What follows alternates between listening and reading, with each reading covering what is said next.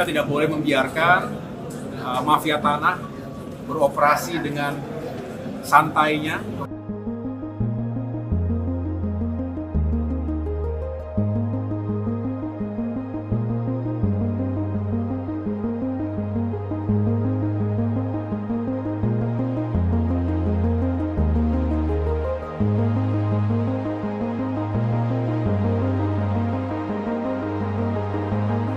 Jadi saya baru saja bersama Pak Wamen, di sini ada Pak Dirjen, Pak Ilyas saja yang khusus menangani tentang sengketa dan perselisihan tanah di Indonesia. Juga tadi hadir Kabar Reskrim Polri, Pak Wahyu Widada, dan juga dari Kejaksaan Agung Republik Indonesia, dari Mahkamah Agung, dan semua stakeholders yang terkait dengan kerja besar kita untuk memberantas mafia tanah.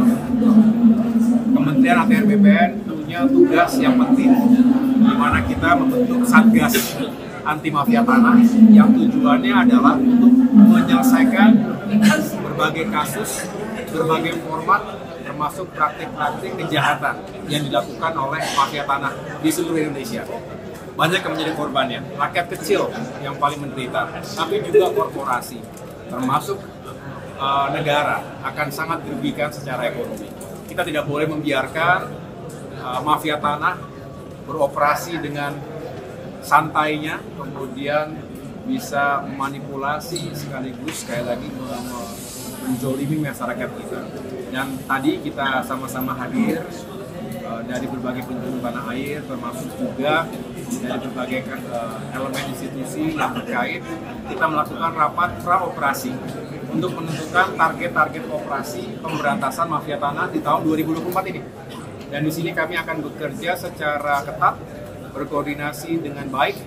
Besok saya akan langsung menyampaikan ini kepada Jaksa Agung di kantornya secara langsung, kemudian juga kepada Bapak Kapolri di Mabes Polri, dan tentunya ini menunjukkan keseriusan Kementerian ATR BPN bersama-sama dengan stakeholders lainnya untuk membasmi mafia tanah. Ini sesuai juga yang menjadi arahan Bapak Presiden Joko Widodo kepada kami agar kita bisa menegakkan keadilan atas tanah.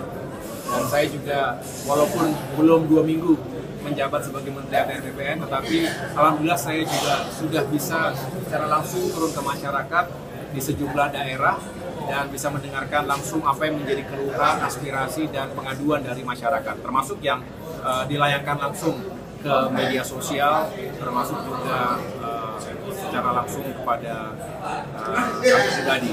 Oleh karena itu saya punya optimisme sekaligus juga memberikan penekanan-penekanan kepada seluruh Satgas agar kita bisa sama-sama mencapai target dengan baik di tahun ini. Pak, kemarin habis dari IKN ada arahan khusus nggak Pak dari Pak Jokowi apa yang akan terjadi di IKN? Ya, yang jelas terkait dengan pembangunan sejumlah proyek strategis nasional, ada banyak di seluruh Indonesia, tapi tentu yang paling besar rancangnya dan juga konsep serta visinya adalah pembangunan Ibu Kota Nusantara yang berlokasi di Kalimantan Timur.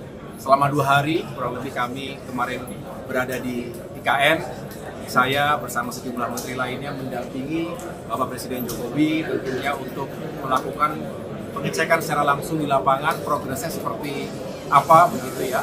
Karena target tahun 2024 ini kita ingin kawasan inti pusat pemerintahan KIPP yang ada di wilayah IKN tersebut bisa secara progresif terbangun secara fisik tentunya, tetapi juga ekosistemnya juga sudah mulai bekerja.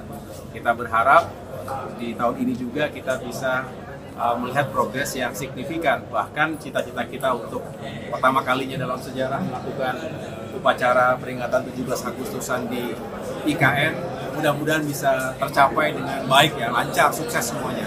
Nah, terkait dengan apa yang menjadi tanggung jawab ATR BPN sendiri, kita harus meyakinkan bahwa seluruh lahan yang memang dipersiapkan untuk pengembangan kawasan IKN saat ini saya sampaikan tadi fokusnya memang di kawasan inti pemerintahan, tetapi tentunya secara paralel dan dikembangkan segera setelah itu adalah bagaimana supporting sistemnya, termasuk pusat komersial, pusat ekonomi, itu juga bisa terbangun dengan baik.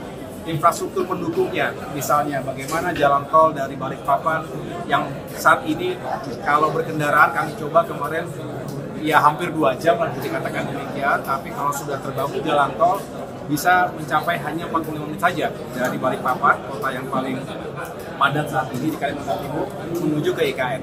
Kemudian bandara yang juga sedang dibangun. Ada beberapa masalah tersisa terkait dengan lahan ini yang terus kami kawal sehingga mudah-mudahan bisa dituntaskan segera.